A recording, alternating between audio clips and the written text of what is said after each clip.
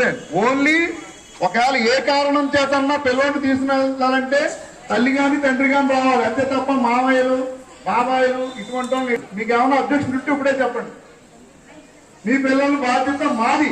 School ఉదయం 9 నుంచి 10 రాత్రి సాయంత్రం 4 గంటల దాకా. దయచేసి నేను కోరుకునేటటువంటిది ఏంటంటే మీరందరూ కూడా ఈ మిడ్ డే మీల్ విషయంలో సోమవారం నాడు పిల్లలకి కోడిగుడ్లు ఏపిన తర్వాత కూర వండి కూరలో పెట్టి అన్నం పెట్టి భోజనం పెడుతున్నాం. ఆ రోజు 100% పిల్లలు తింటున్నారు.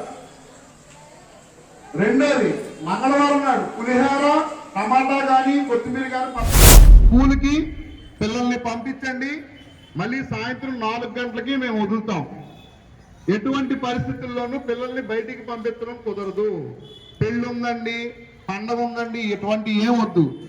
ఇక రెండోది మీ అందరికీ కూడా పిల్లలందరికీ కూడా డ్రెస్సులు ఇచ్చాం. కనీసం మీ పిల్లవాడు బట్టలే కాబట్టి 2 రోజులకు ఒకసారన్నా ఉతికితే రోజు స్కూల్కి నీట్గా వస్తాడు. పిల్లలు సరిగ్గా స్కూల్కి రారు, పంపిస్తున్నారో లేదో తెలియదు, ఇంట్లో కూర్చోబెడుతున్నారు. ఎందుకున్నావురా అంటే ఈరోజు మా మాస్టర్ చచ్చిపోయాడు అంటారు. అంతే, ఎంతసారి చచ్చిపోమంటారు మమ్మల్ని. కాబట్టి దయచేసి పిల్లల్ని స్కూల్కి ఉదయం 9 గంటలకే పంపించండి. 9 గంటల లోపల పంపించండి. నేను ఉదయం 8 గంటలకు వస్తున్నా. ఉదయం 8 గంటలకు వచ్చి నేను 10th క్లాస్ పిల్లలకి చదువు నేర్పుకుంటున్నా.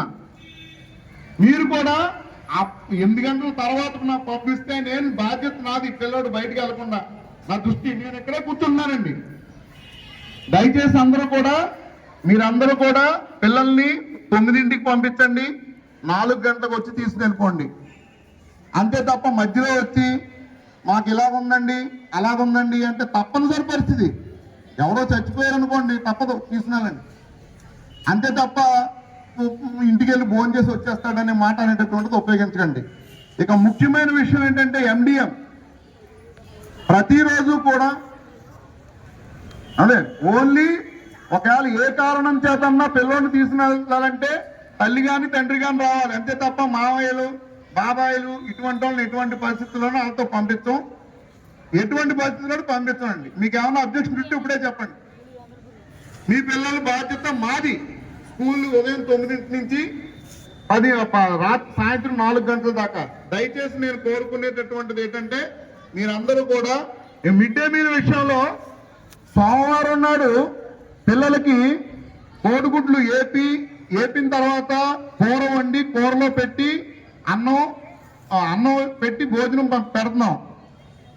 ఆ రోజు 100% పిల్లలు తింటున్నారు.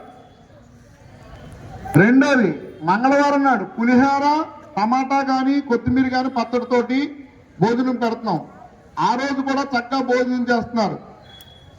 3, 4 తారీఖుల్లో వెజిటబుల్ బిర్యానీ తోటి బంగాళదుంప కుర్మాతోటి ఒకరోజు, వేరే కర్రీ అనేటటువంటిది పప్పు టమాటా కానీ పప్పు దాంతో కానీ ఈ 4 రోజులు బ్రహ్మాండంగా భోజనం అనేటటువంటిది చేస్తారు.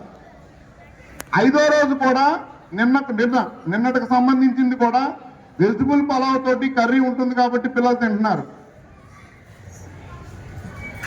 6వ రోజు శనివారం నాడు వచ్చేటప్పటికల్లా పిల్లలు కొద్దిగా వెనకడుగు వేస్తారు. పేరెంట్స్ వచ్చి కూర్చోండి అమ్మా, ఆ కుర్చీలో ఉండి మాస్టర్ మేడం గారు వచ్చి వెనక్కి వెళ్ళిపోతున్నారు, చూసుకోండి. అక్కడ నేను కోరుకునేది ఏంటంటే శనివారం నాడు ఆకుకూరతోటి రైస్ మసాలా కొద్దిగా తగిలించి ఆకుకూరతోటి రైస్ పెడుతున్నారు. అది పిల్లలకి కొద్దిగా ఇష్టం ఉండి తింటే చాలా బాగుంటుంది. మన విద్యా కమిటీ చైర్మన్ గారు అందరూ వచ్చి ఆ రోజు చెక్ చేశారు.